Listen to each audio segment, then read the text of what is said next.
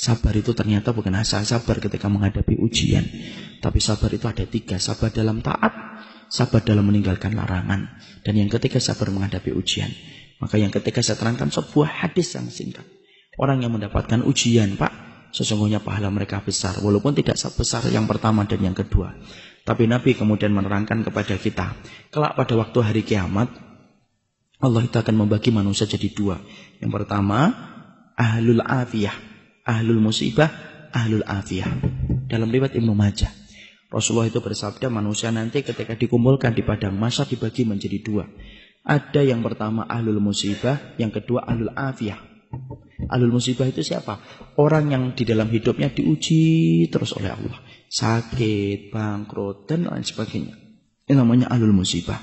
Ada yang kedua, ahlul afiyah. Ahlul afiyah itu jarang diuji, jarang sakit, jarang kemudian mendapatkan musibah dalam hidupnya. Bapak tahu, perintahnya Allah pertama kali kepada malaikat, uhsubu ahlul musibah. Hisab dulu ahlul musibah dulu. Yang ahlul musibah dihisab dulu, Pak.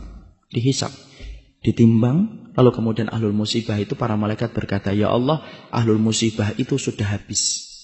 Tinggal dikit dosa-dosanya karena ditebus dengan berbagai macam musibah-musibah yang dulunya engkau berikan kepada mereka dalam kehidupan di dunia.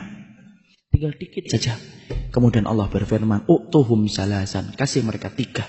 1, khairan, kasih mereka surga. 2, afiyah, kasih mereka kekuatan. Kenapa, Pak? Siapapun di antara Bapak dan Ibu di sini yang mendapatkan ujian, pasti kekuatannya berkurang. Sakit, yang dulunya biasa lari 2 kilo menjadi lari 1 kilo. Pasti berkurang. Diganti oleh Allah dengan kontan di akhirat. Kasih mereka kekuatan untuk mengganti kekuatan yang aku ambil ketika aku memberikan ujian bagi mereka di dunia. Dan yang ketiga, manzilah. Kasih mereka tempat yang tinggi di surga. Tempat itu tidak bisa diraih dengan sholat. Tempat itu tidak bisa diraih dengan sedekah. Tapi tempat itu hanya bisa diraih dengan orang yang sabar ketika mendapatkan ujian. Dinaikkan itu ahlul musibah ke tempat yang tinggi. Sampai ahlul afiyah melihat itu mendoakan kepala mereka ke atas. Saking tingginya ahlul musibah ketika ditempatkan oleh Allah.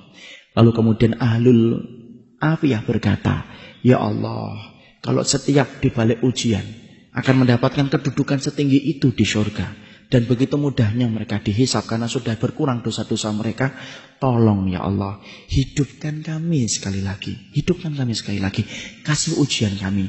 Potong-potong daging-daging kami. Daging-daging kecil dan kami masih hidup. Tidak apa-apa. Selama kami mendapatkan 3 yang kamu berikan kepada musibah ketika di dunia. Tapi tidak ada lagi balik ke dunia itu. Disitulah kita paham, Pak. Ujian itu berat. Tapi barangnya kontan. Kalau kita semuanya disenangkan dalam hidup, Pak, malah kita bingung dari mana kita akan mendapatkan pahala kesabaran.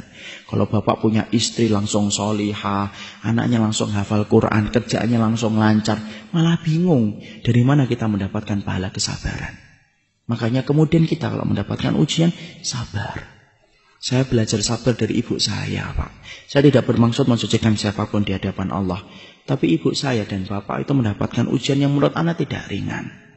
Ibu dan bapak saya itu mendapatkan putra yang pertama Down syndrome, Pak. Berkebutuhan khusus.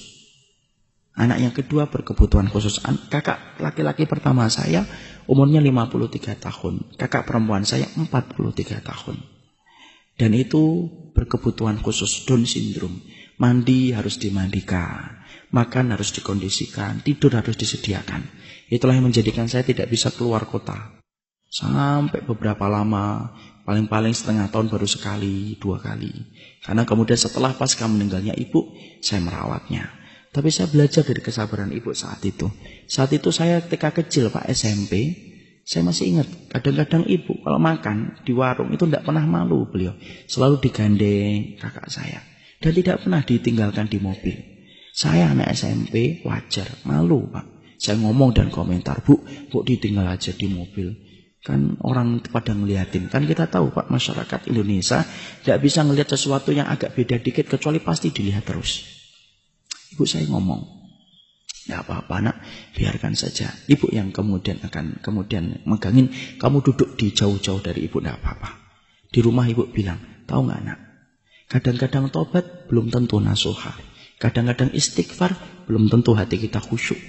Tapi kalau kita mendapatkan ujian, dititipkan anak yang semacam ini, kalau kamu sabar, tiap hari dihapuskan dosa-dosamu walaupun kamu tidak tobat dan tidak istighfar, selama kamu ikhlas dan ridho. Dan saya akhirnya Pak, setelah bisa di pondok, tidak ada perkara yang saya cari tahu pertama kali kecuali apa? Hisab orang yang Down syndrome dan hisab orang yang gila semenjak kecil. Orang gila itu para ulama bagi dua. Gila setengah perjalanan hidupnya, maka mereka dihisab. Ada yang gila yang kedua, Pak. Gila dari kecil, Down syndrome dari kecil. Maka mereka itu tidak dihisab oleh Allah. Mereka akan ditanya oleh Allah tentang satu pertanyaan saja. Ata'rifuni, kamu kenal dengan saya atau tidak? Kalau anak-anak itu menjawab, iya kami kenal engkau ya Allah. Langsung Allah masukkan ke surga. Tidak ada hisab salat, tidak ada hisab puasa, tidak ada hisab amal apapun. Karena mereka bukan mukallaf dalam kehidupan di dunia. Makanya saya ingat betul ketika ibu saya pernah nyisirin kakak saya. Ibu saya kemudian ngomong kepada kakak saya, nak, nanti kalau kamu sudah di surga, jangan lupakan ibu ya, jangan lupakan bapak, jangan lupakan adikmu. Karena kamu nanti insya Allah menjadi penduduk surga. Karena Allah cabut kenikmatan sementara di dunia dan pasti Allah balas di akhirat.